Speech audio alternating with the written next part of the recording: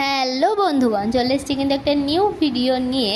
আর তোমরা অবশ্যই আমার মুখ দেখে বুঝতেই পারছো আমার খুব একটা মন মেজাজ ভালো নেই। মানে রোজকার মতো সেই হাসিটাই আমার মুখে ছিল না, কারণ মেয়ের ভীষণ শরীর খারাপ ছিল। শরীর খারাপ বলতে খুব ঠান্ডা লেগেছিল, ভীষণ কাশি ঠান্ডা লাগা, আর ও খুব কষ্ট পাচ্ছিল ঠান্ডার জন্য। তো তারপর আমি ওকে একটা ডাক্তারখানার থেকে ডাক্তার দেখিয়ে ওষুধ নিয়ে আর একটা দোকান থেকে রাখি নিয়ে নিয়েছিলাম। আর যেহেতু ওর শরীরটা খারাপ ছিল, আমি না ভালোভাবে রাখি চুজ করে কিনতে পারিনি, ও খুব কান্নাকাটি করছিল। তো একটা দোকান থেকে যেটাই ভালো লেগেছে আমি সেই রাখিটাই নিয়ে এসেছি। আর প্রত্যেকবার না কি হয়, সকাল সকাল রাখি পরানো হয়।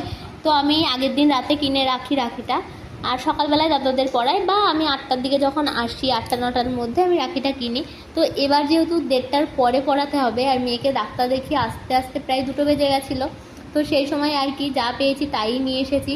আর এখানে দেখো মেয়েও দাদাকে রাখি পরাচ্ছিল, মানে আমার বাবাকেও, দাদু হয় তো দাদা বলেই ডাকে। ওই জন্য ও এই যে রাখি পরাচ্ছিল, আর মা আর ও দুজনে মিলে বেঁধে দিচ্ছিল। আর তারপরে বাবা ওকে গিফট দিল। গিফটে কিন্তু ছিল এই যে দুটো সুন্দর ক্লিপ, সাদা সাদা পুতুল পুতুল দেখতে, আর ছিল দুটো ছোট্ট ছোট্ট টেডি বিয়ার। একটা ছিল রেড কালারের, একটা অরেঞ্জ কালারের। তো এই যে ওর তো লালটাই পছন্দ হয়েছে, ও লালটা নিল, অরেঞ্জটা বাবা পাশে রেখে দিল। আর তারপরে এখানে আমি তো এই দেখো, আমি রাখি পরানো কি দেখবো, আমার এত মানে খারাপ লাগছিল। তো আমি এই যে ওষুধ খুলে ওষুধ দেখছিলাম কতটা করে কি দিয়েছে, কখন দিয়েছে। আর একবার যেহেতু সবে ডাক্তার দেখিয়ে আনলাম একবার খাইয়েই দিই, ওর তাহলে শরীরটাও ভালো লাগবে অনেকটা। তো এই যে ওষুধটা আমি একটা ওষুধ খাইয়ে দিলাম। আর তারপর তো মা ওকে রাখি পরাচ্ছিল, আর মা ওকে যে রাখিটা পরিয়েছিল সেটা ছিল একটা গ্রিন কালারের ইভেলাইয়ের রাখি। তো ওটাও খুব সুন্দর লাগছিল। আর তারপরে এই যে মা তো ভালো করে বেঁধে দেখে নিল, আরও তারপরে ও আর আরও ভালো করে বাঁধিয়ে দিচ্ছিল না। আর এখানে ব্লু আমাকে একটা ব্লু পিঙ্ক এরকম গ্রিন টাইপের একটা রাখি আমাকে বেঁধে দিচ্ছিল। তো আমি ওকে বলছিলাম তোকে কি গিফট দেবো, ও বলছে না না কিছু লাগবে না, আমার আরেকটা হামি দিই। ও বললো না না আমি ওই গিফটটাও নেবো না। তা বলছে না না আমার লাগবে না। আর বলতে বলতে তো সরে যাচ্ছিল, আর আমি যেও সরে গেল আমি ওষুধটা খুলতে চলে আসলাম মেয়েকে খাওয়াবো বলে, কারণ আমার তো তখন মাথায় শুধু ওই একটাই ঘুরছিল, মেয়েকে ওষুধ খাওয়াতে হবে, ঠান্ডা লাগা কমাতে হবে। তো ও তখন আবার আমার দিকে সরে এসছে, তো আমি সেই জিনিসটা বুঝতে পারিনি ওই জন্য। তারপর তো সৌমেন চলে এসেছিলো, বোন ওকে রাখি পরিয়ে দিল। আর তারপরে এই যে মা বাবা আমি বোন সবাই মিলে যাচ্ছিলাম দাদার বাড়িতে। আর কি ছোটোবেলা থেকেই না আমি হয়তো যবে থেকে রাখি পরাতে পারি বা গিফটও হয়তো আমি দিতে পারতাম না, মার কাছে শোনা আমি দরজায় জানলায় যে মানে কড়াগুলো থাকতো তাতে গিট বেঁধে বেঁধে প্র্যাকটিস করতাম দাদাদের রাখি পরাবো বলে। তো এমন ছোটোবেলা থেকে আমি রাখি পরাই দাদাদের।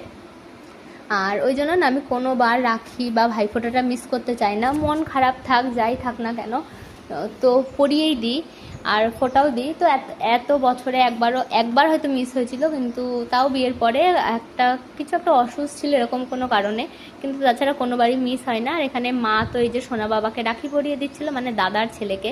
আর এখানে দেখো বৌদি বারবার মেয়েকে কোলে নেবে বলে ডাকছিল, কিন্তু মেয়ে যাচ্ছিলই না বৌদির কোলে। আর এখানে ওই যে ঠান্ডা লেগেছিলো মা তাই বারবার ওর একটু নাকটা পরিষ্কার করে দিচ্ছিল।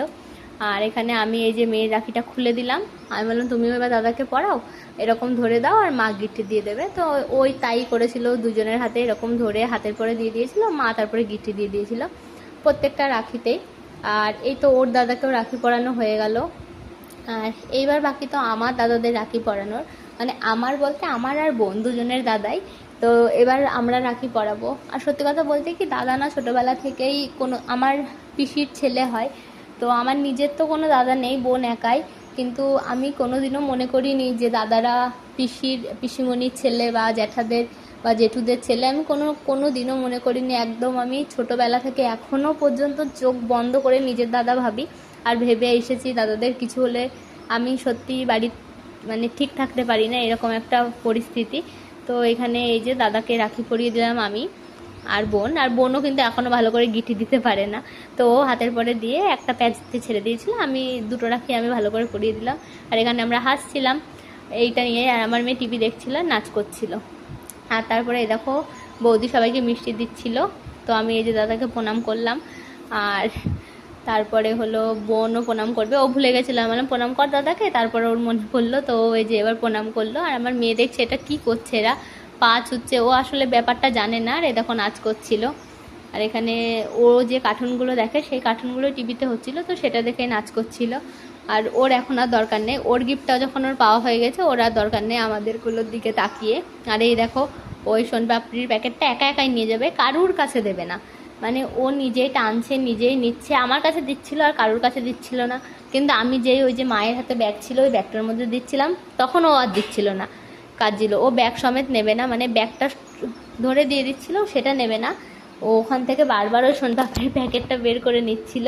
তো এরকম করে খুব আনন্দ করছিল, মজা করছিল। আর আমরা ওকে কোনো কিছুতে অত একটা বাধা দিই না, যদি দেখি কোনো অন্যায় কাজ হচ্ছে বা ও তো এখনও বোঝে না, বারণ করি অবশ্যই। আর এটা তো ও আনন্দ পাচ্ছে, এখানে বারণ করার কোনো প্রশ্নই ওঠে না। তো সেখানে ও এই যে এটা নিয়ে আসছে, আর এটা দেখে সবাই কিন্তু খুব মজা করছিল, মানে হাসি ঠাট্টা এটাই চলছিল।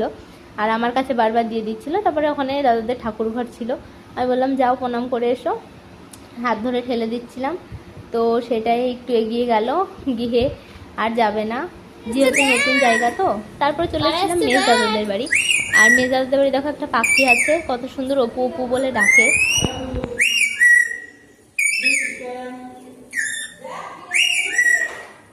কি আছে কি আছে অপু? আর ও তো অপু অপু বলছিল বলে আমরাও বলছিলাম। আর তারপরে দেখো চলে এসেছি মেজ দাদার ঘরে। তো এখানে এবার মেজ দাদাকে রাখি পরাবো। আর আমি যেহেতু বড় তাই আমি সব জায়গায় আগে রাখি পরাই, মানে আমি যেহেতু ছোটোবেলা থেকে আগেই পরিয়ে আসছি ওই জন্য আগে আমিই পরাই, তারপরে বোনকে বলেছি তারপরে তুই পরাবি। তো এই যে প্রথমে আমিই পরাচ্ছিলাম দাদাকে। আর আমি রাখি পরাচ্ছিলাম আর ভাবছিলাম যে এবার হয়তো রাখিগুলো দাদাদের পছন্দ হবে না, যেহেতু আমি যখন বাজারে যাই অনেকগুলো দোকান দেখে আমার যেটা মনে হয় যে দাদাদের হাতে ভালো লাগবে আমি সেই ধরনেরই একটা রাখি কিনি। কিন্তু এবার মানে কি বলবো, এবার কোনো মতেই আমি সেই বাছাটার সময় পাইনি, তো যা পেয়েছি তাই এনেছি, এমন একটা ব্যাপার। তো এখানে বোন পড়াচ্ছিল, কিন্তু বোনরা দিলে দাদাদের অপছন্দ কোনো দিনই হয় না, এটা তো স্বাভাবিক আর রাখির মতো জিনিস। তো এরকম এখানে বোন পড়াচ্ছিল রাখি। আর ওই যে এখানে দাদা ওকে চুমু খেতে গেল আর ও লজ্জা পেয়ে চলে আসলো। তারপরে মা ওই গিটটা ঠিক করে দিয়ে দিচ্ছিল, যেহেতু দিতে পারে না গিট। তারপরে এই যে আমি বললাম, তারপরে ও প্রণাম করলো, তারপর দাদা ওকে একটু চুমু খেলো। আর তারপর চলে এসেছিলাম কিন্তু বড়দাদের বাড়িতে। আর এই যে বড়দা ছিল উপরে, বৌদি ডেকে দিল। তো এখানে এই যে আমি প্রথমে রাখি পরাচ্ছিলাম, আর বোন না একেবারেই ক্যামেরা ধরতে পারে না, মানে ও না শুধু রাখি বাঁধারই ভিডিওটা করছিল, আমাদের মুখও ভিডিও করছিল না। আর এখানে এই যে আমি সব দাদাকেই কিন্তু আগে প্রণাম করেছি রাখি পরিয়ে। আর তারপরে দেখো চলে এসেছে বোন। তো বোনও এই যে বড়দাদাকে রাখি পরিয়ে দিচ্ছিল, আর দাদা হাসছিল আর ও খুব লজ্জা পায়।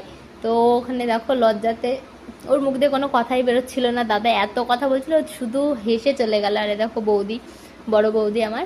তো এখানে এই যে আমার মা মেয়েকে কোলে নিল, আর আমরা এই যে বাইরে এসে মা একটু কথা বলছিল, তো এখান থেকে রাস্তা দেখছিলাম। আর এই জায়গাটা কিন্তু ভীষণ সুন্দর লাগে, রাত্রিবেলাতেও খুব সুন্দর লাগে এই যে দাদাদের বাড়ির সামনেটা। তো যাই হোক এটা দেখতে দেখতে তো আমরা চলে গেলাম। তারপরে যাব কিন্তু ছোটদাদের বাড়িতে, ছোটদাকে পড়িয়ে তারপরে বাড়ি চলে যাব। তো এখানে এই যে দেখার পর চলে আসলাম ছোটদাদের বাড়িতে। আর এসে দেখো মানে ওখান থেকে আগে দাদাকে রাখি পরিয়েছি, তারপরে ওইদিকে যাব। আর দাদার মেয়ে আছে সোনামা, তো সোনামা তো বাড়িতে ছিল না, ওই জন্য ওর সাথে আর সেই দিন দেখা হয়নি। আমরা রাখি টাকি পরি, ওখানে একটু বসে গল্প করে চলে এসেছিলাম। তো এই যে আমি প্রথমে রাখিটাও আবার পরিয়ে দিলাম আর প্রণাম করে নিলাম, এবার বোন পরাবে। এবার বোনও এই যে পরিয়ে নিল দাদাকে রাখি। আর ও তো সব জায়গায় গিয়ে সেম গিটই দিতে পারছিল না, এখানে এসে মনে হয় ও পেরেছিল গিটটা দিতে, এই গিটটা মনে হয় কারোর আর দিয়ে দিতে হয়নি। তো এই যে তারপরে বোনও প্রণাম করে নিল। আর দাদাদের বাড়িতে না ছোট্ট একটা বাদরের বাচ্চা এসছে, মানে ওকে কিন্তু কেউ বেঁধে পুষছে না, ও একাই মানে এসেছে, ওখান থেকে ঘুরে বেড়াচ্ছে। আর আমি ওকেই দেখছিলাম ওই জানলা দিয়ে এক মন দিয়ে। তারপরে বাড়িতে চলে এসেছিলাম, সৌমেনও চলে এসেছিলো আর খুব ব্যস্ত ছিল বাড়ি যাব। তো মা এখানে লোটে মাছ, মাংস আর উচ্ছে ভাজা করেছিল, যেহেতু আমি উচ্ছে ভাজা খুব ভালো খাই, তো সেটা খেয়ে দিয়ে বাড়ি চলে এসেছিলাম। আর যেহেতু মেয়ের শরীর ভালো ছিল না, আমার মেজাজ ভীষণ খারাপ লাগছিল। তো মাকে বলেছিলাম মা তুমি বোনকে নিয়ে প্লিজ সন্ধেবেলায় যেও। তো মা চলে এসেছিলো তারপরে সন্ধেবেলায়। আর আজকের ব্লগটা এই অবধি, ভালো লাগলে অবশ্যই লাইক কমেন্ট শেয়ার করো। দেখা হচ্ছে নেক্সট ব্লগে। Tata bye bye and take care.